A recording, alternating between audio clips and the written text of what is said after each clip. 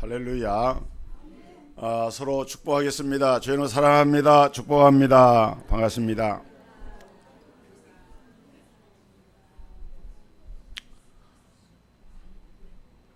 보석에 대해서 저는 잘 모르기 때문에 아주 귀한 보석을 누가 제게 갖다 줘도 그게 얼마나 가치를 가진지 저는 모릅니다. 보석을 잘 아는 사람이 보석의 가치를 알게 되는 것이죠. 사람의 가치도 누가 그 사람을 보느냐에 따라서 달라집니다. 대개 보면은 우리 부모님들은 자기 자식에 대해서 굉장히 높게 평가를 합니다. 그런데 내가 내 자신에 대해서 평가하는 것보다도 또 나에 대해서 우리 부모님이 나에 대해서 평가하는 것보다도 더 높이 더 존귀하게 나를 평가하시는 분이 계시는데 그분은 바로 우리 하나님이십니다. 하나님은 사람에 대해서 얼마나 높이 평가하시는지 몰라요. 하나님이 보실 때 사람은 소나 돼지나 또는 무슨 바다의 무슨 고래나 이런 짐승들과 다른 특별한 존재로 사람을 하나님이 만드십니다. 그것이 바로 하나님의 형상이라고 하는 것입니다. 그래서 사람은 피부색이 검든지 희든지 그 사람이 지식이 있든지 없든지 남자든지 여자든지 상관없이 모든 사람들은 하나님의 형상대로 짐을 받았기 때문에 하나님의 형상이 프린트가 되어 있어요. 하나님의 형상이 각인이 되어 있어요. 하나님은 우리 인생을 얼마나 존귀한 존재로 만드셨느냐.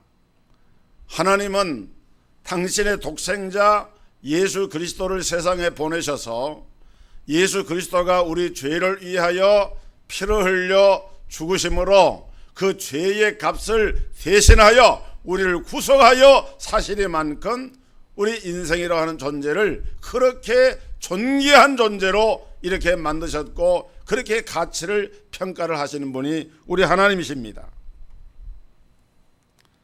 예수님께서도 한 사람에 대해서 한 사람의 영혼이 천하보다도 더 귀하다. 천하라고 하는 말은 온 세상을 말하는데 여러분 세상에 귀한 것이 얼마나 많습니까? 그러나 그런 온 천하보다도 한 사람의 영혼이 천하보다 귀하다. 그 말은 그만큼 우리 사람을 존귀하게 평가하신다는 말씀입니다. 보석은 보석을 아는 사람 앞에 가야 진가가 나타나게 되는 것처럼 사람은 사람을 지으시고 가장 잘 아시는 하나님 앞에 서게 될 때 그 가치가 드러나게 되는 것입니다. 그런데 우리는 아직도 미완성 보석과 같은 그런 단계에 있습니다. 무슨 말이냐? 여러분 진주 조개에서 진주를 채취한다고 해서 그게 바로 진주 보석이 되는 건 아닙니다. 이거를 잘 갈고 닦아가지고 아름다운 진주의 영롱한 빛을 발하는 그런 보석으로 다듬어야 마침내 진주가 됩니다.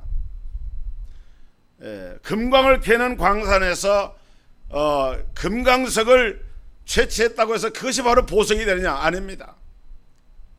다이아몬드 금강석도 이것을 얼마만큼 이것을 잘 갈고 다듬어서 각도를 맞추고 이런 본래 가지고 있는 그 보석의 성질을 영롱한 빛이 드러나도록 하냐에 따라서 달라지는 거예요. 그런 것처럼 오늘 하나님께서는 우리도 하나님의 손에 자꾸 다듬어져야 빛나는 보석이 되는데 그래서 우리가 매 주일마다 하나님의 전에 나와서 예배를 드리는 것은 인생을 살아가면서 살다 보면은 마치 금광석 같은 보석 같은 그런 존재라도 때가 묵습니다. 먼지가 얹습니다. 생채기가 납니다. 그럴 때마다 하나님의 말씀으로 다시 빚어주시고 성령의 터치를 통해서 우리의 영혼을 다시 한번 하나님께서 어루만져 주시고 그래서 하나님이 보실 때에 아름다운 정금 같은 그런 존재로 만들어 가시는 거예요. 그래서 우리가 신앙생활 할 때에 5년 동안 신앙생활 한 사람하고 50년 동안 신앙생활 한 사람이 같을 수가 없는 겁니다. 왜? 하나님이 그만큼 더 많이 훈련하시고 그만큼 더 많이 성령께서 조명을 하시고 연단하셨기 때문에 그런 거예요. 말씀의 정으로 성령의 망치로 우리를 다듬으셔서 보다 더 아름다운 보석으로 하나님의 형상으로 다듬어 가시는 겁니다. 오늘도 하나님께서는 성령과 말씀으로 우리 성도들과 저를 아름답게 빚어가고 계시는 거예요. 그래서 우리는 하나님의 마음대로 하세요. 하나님의 뜻대로 나를 빚어주세요. 하나님의 원하시는 작품을 만들어주세요. 예배를 드릴 때마다 우리의 몸, 우리의 마음, 우리의 인격을 하나님 앞에 내어 맡겨야 합니다. 그리고 하나님께서 성령과 말씀으로 나를 다듬어 가시는 것을 느끼고 체험을 해야 됩니다. 오늘 이 시간이 이런 소중한 시간이 되기를 주의 이름으로 축복합니다. 오늘 본문에 보면은 할례에 대한 얘기가 나옵니다. 할례가 뭐냐? 이 할례 할자는 칼로 벤다, 자르다. 좀 비유하기가 좀 섬뜩하지만은 여러분들 빨리 이해하기 위해서 할복자살한다 그러죠. 배를 갈라서 죽는 게 할복자살. 할례는 사람의 몸에 칼을 대어 가지고 그 몸의 일부를 잘라내는 거예요. 구체적으로 말하면은 이스라엘 남자들은 반드시 태어나면은 8일 만에 그 아기의 이 고추, 이 생식기의 이 표피를 이제 날카로운 이런 돌로 이 끝을 잘라냅니다. 이걸 가리켜서 할례라 그럽니다. 비유적으로 보면은 여자는 생명의 밭이고 남자는 생명의 씨인데 여자의 밭에 남자의 생명의 씨가 뿌려져서 이 생명이 탄생하는 것이 바로 출생입니다. 그런데 이러한 이 남자의 이 표피를 자르면은 피를 흘리게 되는데 이것은 이 남자의 이 아이의 생명을 하나님께 바친다. 생명의 그 피를 흘려서 하는 것처럼 소중한 생명의 씨가 담겨있는 그 부위를 자르는 것은 바로 이것은 하나님 앞에 생명을 드린다, 헌신한다 이런 뜻을 갖습니다. 그렇기 때문에 할례를 받는다고 하는 것은 그가 바로 하나님의 것이요 그 생애를 하나님께 바치고 헌신한다고 하는 의미가 담겨 있는데 이 할례 제도를 누가 세웠느냐? 성경에 보니까 사람이 만든 것이 아니고 하나님이 명령해서 세운 제도가 할례 제도였습니다. 창세기 17장에 보면은 하나님께서 아브라함에게 이렇게 말씀합니다. 너희 중 남자는 다 할례를 받으라. 이것이 나와 너희와 너희 후손 사이에 지킬 내 언약이니라. 너희는 양피를 베어라. 이것이 나와 너희 사이에 언약의 표징이니라. 할례를 받아야 하나님의 백성이 되고 하나님의 보호를 받게 된다는 거예요. 할례를 받아야 하나님의 언약의 백성이 되고 하나님과 함께하는 기업을 누리는 백성이 된다는 겁니다. 그래서 아브라함 이후부터 모든 이스라엘 남자들은 반드시 할례를 받게 됩니다. 그런데 성경에 보면은 그 이스라엘 진영에 살고 있는 외국에서 돈을 주고 사온 외국 사람들이 있습니다. 이 사람들도 그 이스라엘 사람과 함께 사는 이 사람들도 할례를 받으면은 이스라엘 사람이 되는 거예요. 돈으로 산 노예라도 외국인이라도 자기가 할례를 받고 하나님의 법을 지켜 살겠다고 하면은 이 사람은 국적이 다르고 혈통이 달라도 구약 시대에도 이 사람이 이스라엘 백성이 됩니다. 이것이 하나님이 정한 법이었어요. 그런데 이런 할례가 이스라엘 백성들에게 대대로 내려와서 아브라함 이후 2000년 동안 내려왔는데 예수님께서 오심으로부터 문제가 발생합니다. 예수님께서 복음을 전하시고 십자가의 피를 흘리고 죽으시고 부활하셨습니다. 오순절 성령 강림을 통해서 성령 충만하게 임하고 교회가 세워집니다. 그리고 예루살렘과 유대와 사마리아 땅끝까지 이뤄서 복음을 전하게 되므로 예수 믿는 사람들이 5,000명, 3,000명, 5,000명, 10,000명 허다한 사람들이 예수를 믿게 되고 놀라운 복음 운동이 펼쳐지게 됩니다. 그 가운데는 유대인들만 예수를 믿는 것이 아니라 이제 그 예수 믿는 사람들이 핍박을 받아가지고 흩어지면은 다메섹에 가서도 예수를 믿고 다소에 가서도 예수를 믿고 소아시아의 에베소나 서머나나 또 갈라디아나 고린도나 이런 데도 다 가서 복음을 전하고 교회가 세워지니까 이방인들 가운데서도 예수를 믿는 사람들이 많이 생겨나게 됐습니다. 이방인들이 여기저기서 예수를 믿어서 예수를 믿음으로 세례를 받고 이제 이들도 십자가 보배 피로 죄 씻음 받고 성령을 인천을 받아서 구원을 받게 됩니다. 그런데 정통 유대인들이 보니까 이상한 거예요. 자기들은 날 때부터 할례를 받고 그리고 예수를 믿고 구원을 받았는데 이방인들은 할례 받지 않았는데 예수만 단순히 믿고 한다고 해가지고 구원받는다는 것이 이상한 거예요. 그래서 이들 가운데 거짓 교사들이 일어나고 또 이야기하기를 예수를 믿어서 구원받는 건 사실이지만은 예수를 믿는 일과 함께 할례를 동시에 받아야 된다, 이렇게 주장을 하는 사람들이 일어나게 됐습니다. 여기서 문제가 생긴 거예요. 할례가 유대인들에게는 의당히 해야 되는 것이었지만은 다른 나라 사람들에게는 보통 문제가 아닙니다. 왜냐하면은 원래 할례는 언제 행하는가 하면은 난지 8일 만에 행하게 되는데 난지 8일 만에 할례를 행하게 되면은 사람의 몸에서 이 표피를 잘라내도 아프지가 않습니다. 신비한 거예요. 하나님께서 지금도 마찬가지지만은 지금도 어린아이의 표피를 이 난지 8일 정도 되었을 때 잘라내게 되면 전혀 통증이 없어요. 마취제를 쓸 필요가 없습니다. 그리고 그때는 무슨 날카로운 칼이 있는 것도 아니고 차돌 같은 날카로운 이 돌을 가지고 표피를 잘라냈는데도 그래도 아이가 울지도 않는 거예요. 이건 무슨 이치와 마찬가지냐? 여러분, 엄마가 아이를 출산하면은 탯줄이 있지 않습니까? 탯줄을 잘라도요 아기도 엄마도 통증이 없습니다. 하나님께서 그렇게 기묘하게 신비하게 생명의 그 줄을 연결해 가지고 그걸 잘라도 아프지 않도록 만들어 주신 거예요. 또 우리가 손톱이나 머리를 자를 때도 그러잖아요. 손톱 자른다고 아픕니까?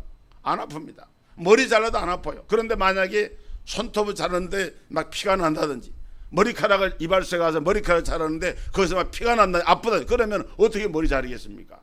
우리 몸 안에 붙어있는 신체 일부지만은 이런 것들은 잘라내도 아프지가 않는 거예요.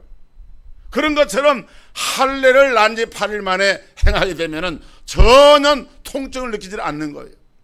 그러니까 유대인들은 어릴 때부터 할례를 받아서 할례 받은 사람이 됐지만은 이미 성장을 해가지고 성이 된 사람들이 예수 믿고 구원받았는데 할례를 또 받아야 된다 하니까 이게 보통 일이 아닌 거예요. 아니, 예수 믿는 것으로 다 끝난 것이지 할례를 또 받아야 된다.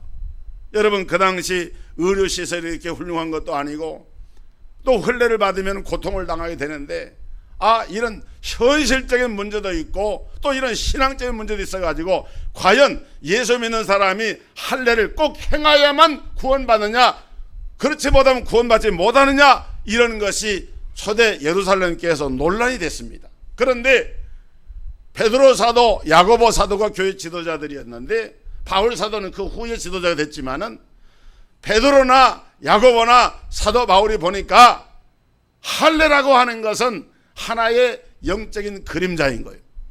할례라고 하는 것은 하나님의 백성의 인침의 표인데 오순절 성령 강림이 임하시고 나서 우리가 하나님의 인을 치는 이 할례는 마음의 할례를 받게 되는데 예수를 그리스도로 영접하는 심령 속의 성령의 감동을 받고 은혜를 받은 사람들은 이미 그 영적으로 할례를 받은 거라 그 말이에요.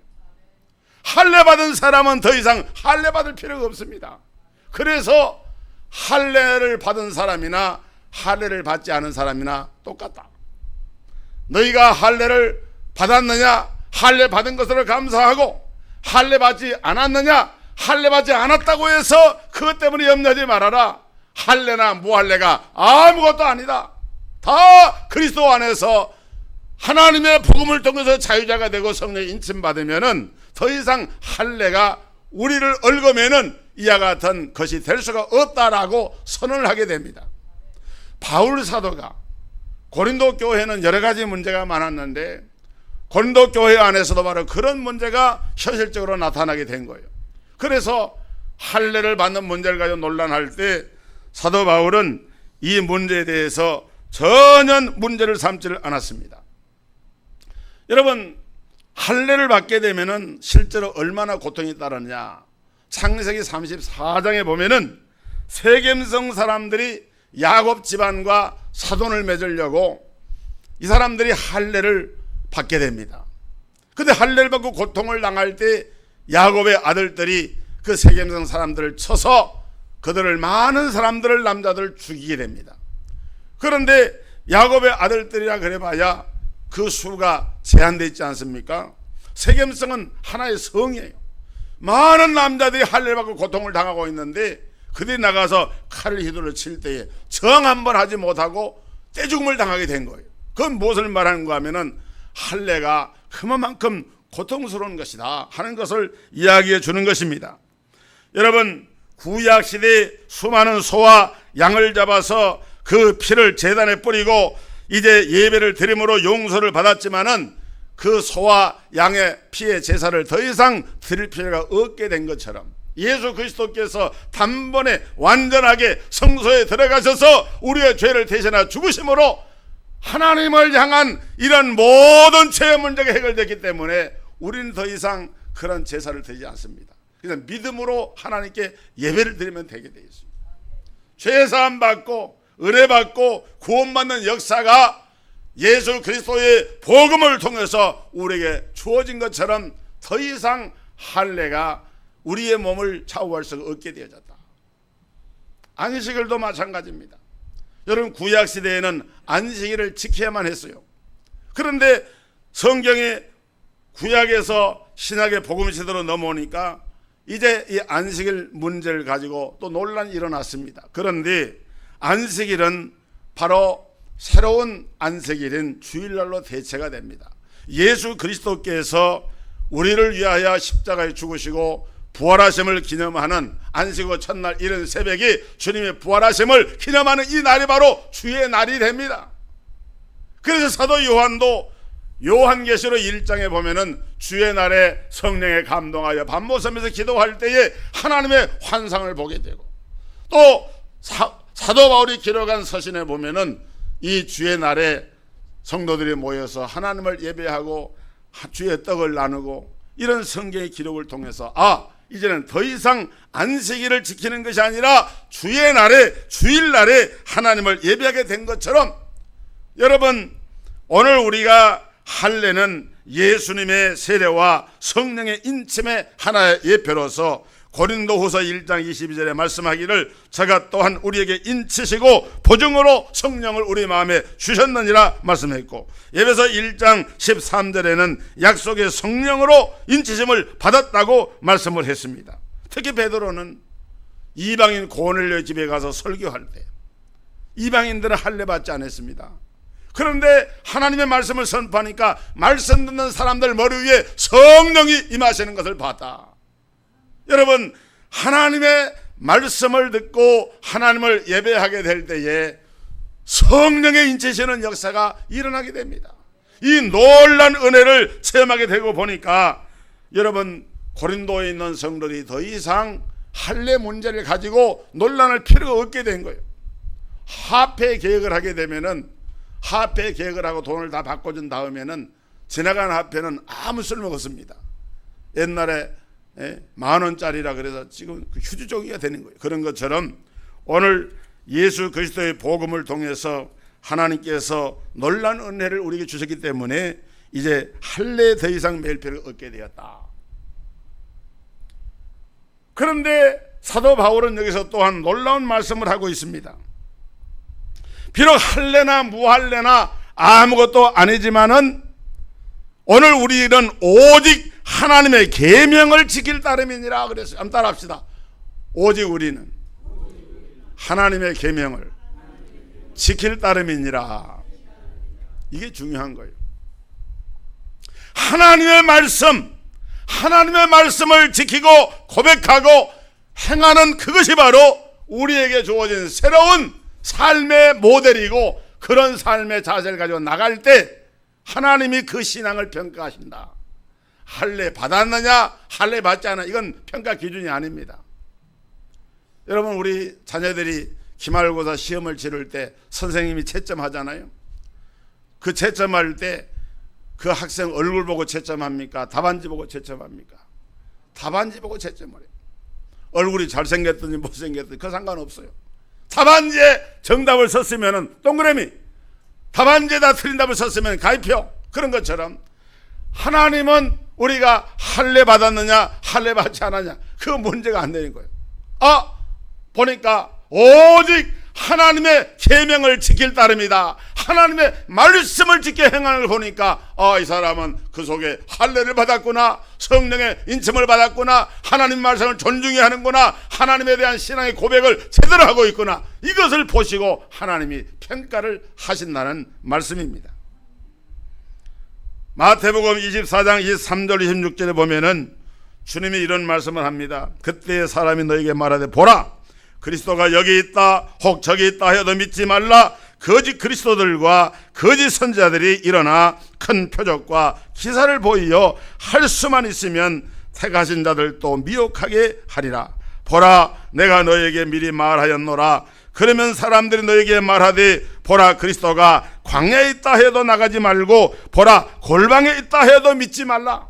말세가 되면은 거짓 선지자들이 많이 일어나게 되는데, 그때 사람들이 이렇게 미혹을 당한다는 거예요. 여기 있다 저기 있다, 이적이 있다 기적이 있다, 별소를 다 해도 너희들은 그 말에 미혹을 받지 말고 요동하지 말아라 하는 거예요. 오직 하나님의 계명을 지키는 것, 하나님의 말씀을 바르게 지키는 것을 가지고 하나님이 그 사람을 평가를 하신다는 겁니다.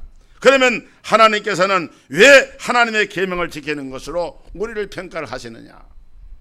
여러분, 사람이 마음으로 믿어 의에 이르고 입으로 시인하여 구원에 이른다 그랬습니다. 이게 중요한 말씀이에요. 로마서 10장 10절의 말씀인데, 사람이 마음으로 믿어 의에 이르고 입으로 시인하여 구원에 이른다. 한번 따라해 봅시다. 사람이 마음으로 믿어 의에 이르고 입으로 시인하여 구원에 이르느니라. 할례를 행하거나 뭘 행해서 우리가 구원받는 것이 아니고 마음으로 믿어서 하나님 앞에 의에 이르게 되고, 그 다음에는 입으로 시인을 해야 돼요. 예수 믿는 사람은 입으로 시인, 이게 바로 신앙 고백인데, 여러분, 신앙 고백은 사도신경 고백한다고 그것만이 신앙 고백이 아니라, 진정한 신앙 고백은 우리가 예수 믿으면서 생활과 삶 속의 고백이 이루어져야 돼요. 술자리에서 술을 건네잖아요. 직장에서 나는 크리스찬이기 때문에 술을 먹지 않습니다, 이렇게 하는 것이 자기 신앙을 고백하는 거예요. 담배를 피우자고 담배를 권할 때 나는 그리스도인이기 때문에 몸에 해로운 담배를 피우지 않습니다, 이렇게 입으로 자기가 크리스찬의 정체성을 드러내고 입으로 시인하고 고백하는 것이 바로 하나님의 계명을 지키는 것이고 하나님의 말씀대로 사는 거예요. 우리가 생활과 삶 속에서 하나님의 자녀로서 주의 성도로서의 정체성을 숨기지 말고 드러내는 것이, 그것이 바로 입으로 시인하는 겁니다. 할렐루야.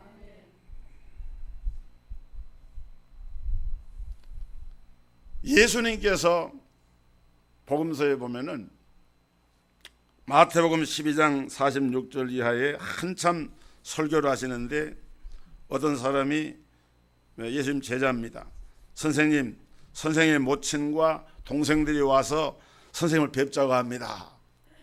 예수님께 한참 설교를 하시는데 맥이 끊어지고, 지금 그런 소리 할 때가 아닌데, 그러니까 예수님이 좀 불쾌하셨어요.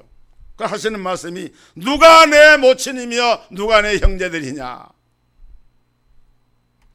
제자들 가리키면서 하는 말씀이 오히려 하나님의 뜻을 행하는 자가 내 어머니고 내 형제니라 그랬습니다. 그때 예수님의 형제들은 예수 안 믿었어요. 그 당시에는. 나중에는 물론 예수 믿고 이제 큰 역할을 많이 했습니다만 그 당시에는 예수를 안 믿었어요. 그러니까 아무리 육신의 형제라 불리는 자들도 하나님 말씀대로 행하지 않으면은 그 형제가 아닌 거예요. 또 성경에 보면은 예수님은 육신의 모친인 마리아를 향해서 한 번도 어머니라고 불러본 적이 없어요. 예수님께서 요한복음 2장에 보면은 갈릴리가의 혼인잔치집에서 물이 변화 포도주가 되게 하신 일을 하실 때 무슨 말씀 하시는지 그대로 하라 하고 그 마리아가 그 연회장 그 하인들에게 이렇게 얘기를 하죠. 근데 그때 그러기 전에 포도주가 떨어졌다고 마리아가 예수님께 얘기를 합니다. 그때 예수님이 하는 말씀, 여자여 나와 무슨 상관이 있나이까 그래. 여자여라고 하는 이 말이 이 구나이라고 하는 말인데, 이 구나이라고 하는 말은 뭐 귀부인, 지체 높은 이런 존경의 뜻을 가진 말이긴 하지만은 어머니라고 하는 말은 아니에요. 그러니까 마리아는 훌륭한 일을 한 사람인 건 틀림이 없지만은 예수님은 여러분 마리아도 하나님 앞에서는 죄인입니다. 어떤 천주교에서는 우리는 성부, 성자, 성령 삼위일체 하나님을 믿는데 일부에서는 성부, 성자, 성령, 성모 사위 하나님을 믿어요. 그래서 성모 마리아님의 이름으로 기도합니다. 성경에 성모 마리아님의 이름으로 기도하란 말이 없어요. 너희는 이렇게 기도하라. 그리고 예수 이름으로 기도하라 그랬어요. 우리가 바른 신앙을 가져야 된다. 그러니까 중요한 것은 비록 혈통을 피를 나는 형제, 부모, 형제, 가족이라 할지라도 하나님의 말씀을 따라 지켜 행하지 아니하면은 그것은 형제가 아닙니다. 가족이 아닙니다. 그러나 비록 성씨가 다르고 혈통이 달라도 그리스도 예수 안에서 하나님의 말씀을 지켜 행하는 자들은 나의 형제요, 나의 자매요, 나의 모친이다. 이것이 바로 예수님이 말씀하신 하나님의 나라의 새로운 가족의 모습이에요. 믿으시기를 주의 이름으로 축원합니다. 얼마나 귀한 말씀이 몰라요. 그래서 우리는 예수님을 믿는 사람이 말씀에 순종하면은 누구든지 하나님의 가족이 되는 거예요. 그리고 하나님의 말씀은 약속에 있기 때문에 여기는 소망이 있습니다. 무슨 말이냐? 하나님의 모든 말씀은 그 안에는 다 약속이 들어있어요. 32,500가지의 약속이 하나님의 말씀 중에 담겨 있어요. 하나님께서 하신 말씀을 다 조사해 보니까 거기엔 다 약속이 있습니다. 요한복음 14장 21절에 나의 계명을 가지고 지키는 자라야 나를 사랑하는 자니 나를 사랑하는 자에게는 나도 그를 사랑하여 그에게 나를 나타내리라. 여러분, 우리가 하나님의 계명을 가지고 지키면은 그것이 바로 하나님을 사랑하는 증거가 되어집니다. 아, 이 사람이 정말 하나님을 사랑하는구나. 그걸 뭘 보면 알아요? 하나님의 말씀을 마음에 담고 그걸 지켜 행하기 위해서 노력을 하고 그 약속의 말씀을 붙잡고 기도하고, 그럴 때에 그것이 바로 하나님의 자녀의 그 특징이고, 이런 사람에게는 아무리 인생이 어둡고 어두운 터널을 지나는 것 같아도 결코 그것이 끝이 아닙니다. 반드시 하나님이 길을 열어주시고 빛을 비춰주세요. 할렐루야. 여러분, 하나님의 약속의 말씀을 마음의 빛으로 담기를 주의 이름으로 축원합니다. 하나님의 말씀을 우리 마음속에 담고 있으면 절망할 수가 없어요. 하나님이 온전히 평가해 주십니다. 반드시 그 삶은 소망이 있고 기쁨이 있는 거예요. 카네기라고 하는 미국의 유명한 기업인이 있는데, 이 카네기는 어렸을 적에 얼마나 가난했던지, 엄마가 빨래를 하면은, 런닝을 빨래를 하면은 다음날 이것이 말라야 그놈을 입고 아침에 나갈 수가 있어요. 형제들은 많은데 빵이 적으니까 형제들이 밥 먹을 때 보면은 막 싸우고 서로 먹으려고. 그렇게 가난하게 찌르기 가난하게 그렇게 살면서 그 엄마는 이리저리 다니면서 빨래도 하고 식당 종업원도 하고 그렇게 일하지만 너무 가난한 거예요. 그래서 이 카네기는 어렸을 적부터 삶의 비애를 느꼈습니다. 왜 우리 이렇게 가난한가? 이렇게 열심히 일해도 먹고 살기도 힘든가? 젊은 어린 그 소년이 마음속에 삶이 너무 지치고 힘드니까 죽고 싶은 마음이 생겼어요. 그래서 한 번은 절망감이 빠져가지고 삶에 대해서 좌절하고 절망을 느끼면서 죽고 싶은 마음이 이렇게 일어나는데 어떤 그림을 이렇게 하나 이렇게 보게 됐습니다. 유명한 그림입니다. 어떤 화가가 그린 그림인데 배가 한 척이 있는 거예요. 그리고 그 노가 하나 놓여 있습니다. 배를 저는 노가 하나 놓여 있어요. 그런데 그 배가 어디에 있는가 하면은 물이 다 빠진, 썰물이 되고 물이 다 빠져버린 이런 해안가에 모래 이 진흙 번창 위에 이렇게 덩그러니 이렇게 배가 한 척이 있는 거예요. 그러니까 누가 봐도 그 그림의 모양이 참 스산하고 배라고 하는 것은 물이 있어야 필요한 것인데 물이 다 빠져버리고 언제 물이 들지도 알 수도 없는 그런 곳에 배가 처박혀 있으니까 그 그림이 얼마나 황량합니까? 아주 초라한, 누가 봐도 아주 망했다 이런 생각이 들 수밖에 없는 그런 배입니다. 쓸모없는 배입니다. 그런데 그 그림의 아래에 화가가 쓴 글이 하나 있는데 그 글의 내용이 뭐냐면은 언젠가는 밀물이 밀려오리라. 그때에는 나는 바다로 나아가리라. 이런 글이 쓰여 있는 거예요. 그 그림을 보는 순간에 카네기가 마음속에 큰 감동을 받았어요.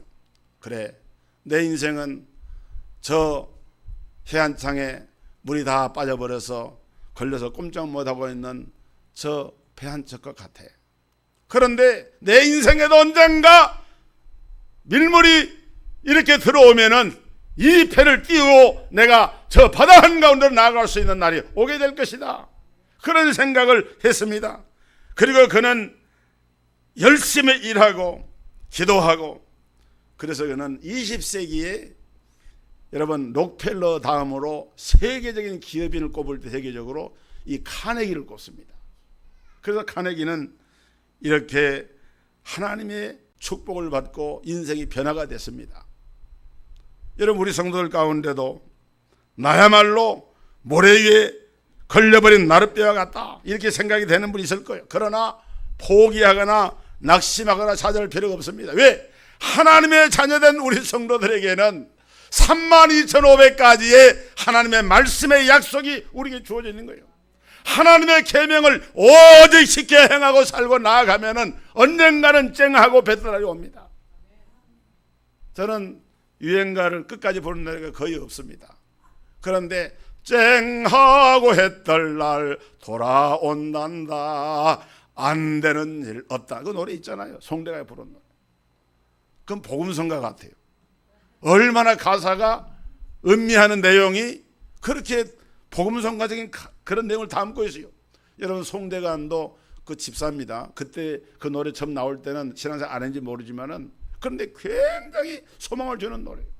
우리 예수 믿는 사람들은 어떤 경우라도 꿈을 가져야 되고 하나님의 약속을 붙잡고 희망을 잃지 말아야 됩니다. 왜? 살아계신 하나님이 지금도 함께하고 계시기 때문인 것입니다. 이걸 믿어야 돼요. 한 가지만 더 얘기를 하고 마치겠습니다.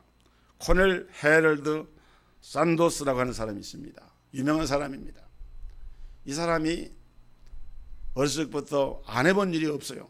사업도 크게 해가지고 억만장자까지 되고 그런 사람인데, 그런데 그가 60살 됐을 때에 기업이 파산이 됐습니다. 다 잃어버려 빚만 수백만 불의 이 빚을 지게 됐습니다. 그래서 몸도 지치고 사업은 파산이 나고 병원에 입원을 해가지고 죽고 싶은 생각밖에 없어요. 그런데 자기는 힘을 해가지고 낙심돼가지고 그러고 있는데 저녁에 가만히 들어보니까 찬송 소리가 들려나는데 찬송가 432장 너 근심 걱정 말아라 주 너를 지키리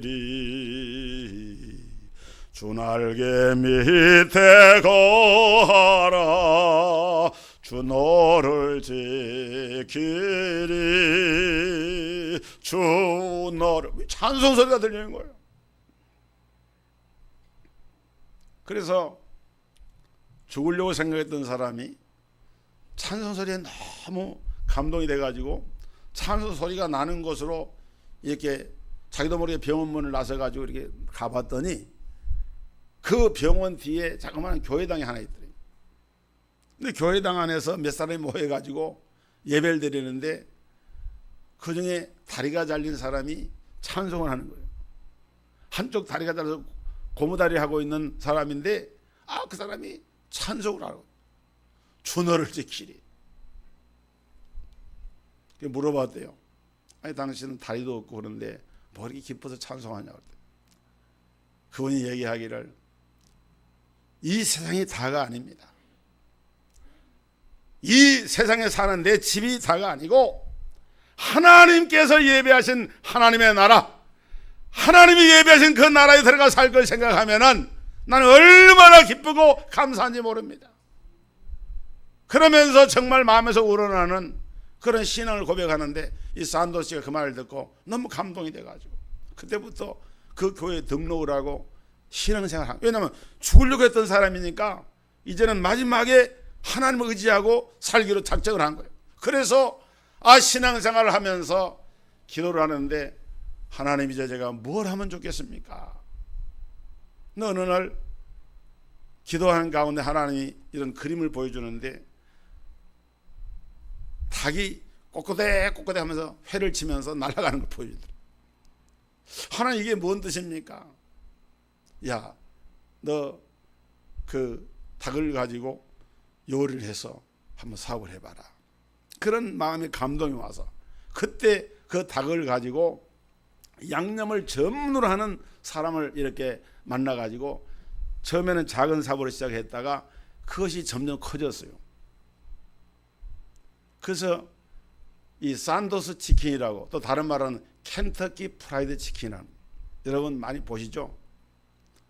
이 산도스 씨가 1980년에 90세를 일고 죽었는데 그때 죽을 때에 자기의 재산이 20억 불이에요. 우리 돈으로 1조 2천억입니다. 그리고 그 후에 벌써 그때만 해도 1980년이니까 지금부터 한 3, 40년 전이니까 지금은요 세계의 82개국의 체인점을 두고 있는 세계적인 기업으로 성장했는데 이 켄터키 프라이드 치킨을 이렇게 세운 사람, 그때도 나이가 60대 가지고 죽을 병에 들려 가지고 좌절할 수밖에 없는 그런 자리에서 이 사람이 그때 다시 일어나서 사업을 일으켜서 세계적인 기업이 된 거예요. 여러분, 하나님께서 우리 성도들에게 복을 주시고 함께 하시면은 일어날 수가 있는 거예요. 모세도 여호수아도 베드로도 하나님께서 모세를 향해서 모세야 내 손으로 홍해를 가리켜라, 여호수아를 향해서 여호수아야 여리고성을 7번 돌아라, 베드로야 금을 오른편에 던져라, 하나님의 말씀을 듣고 순종을 했더니 그 말씀에는 하나님의 능력이 임한 거예요. 약속이 성취됩니다. 말씀을 믿고 순종하니까 역사가 일어난 거예요. 개인이나 우리 인생의 삶 가운데 우리가 하나님의 말씀을 지켜 순종하면 역사가 일어나게 됩니다. 여러분, 우리가 살아가면서 하나님의 말씀을 지키면서 사는 것이 얼마나 중요한지 몰라요. 말씀을 지키며 사는 것이 바로 예수님의 사랑을 증거하는 것이고 믿지 않는 사람에게 증거와 전도가 되고 내게는 약속과 소망이 됩니다. 그러므로 하나님은 사람을 평가하실 때 뭘로 보고 평가하느냐? 이 사람이 하나님의 계명을 지켜 행하는가 안 하는가? 하나님의 말씀대로 살고자 하는가 안 하는가? 이것을 보시고 평가하시는 하나님 앞에 우리 모든 성도들이 하나님의 이 약속을 붙잡고 좌우로 흔들림이 없는 믿음의 삶을 살아갈 수 있게 되기를 주의 이름으로 축원드립니다.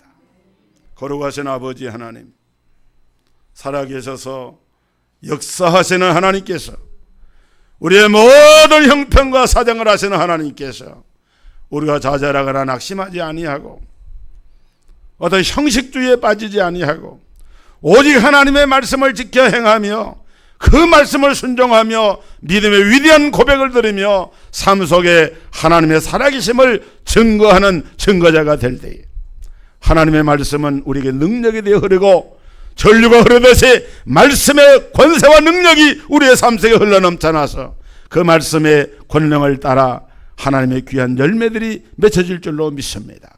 주여, 이러한 믿음과 이러한 능력을 부어주셔서 세상을 이기고 자신을 이기고 하나님 앞에 크게 영광을 돌려드릴 수 있는 우리 동석의 모든 성도들이 되게 하여 주옵소서. 예수 그리스도 이름으로 축복하고 기도합나이다. 아멘.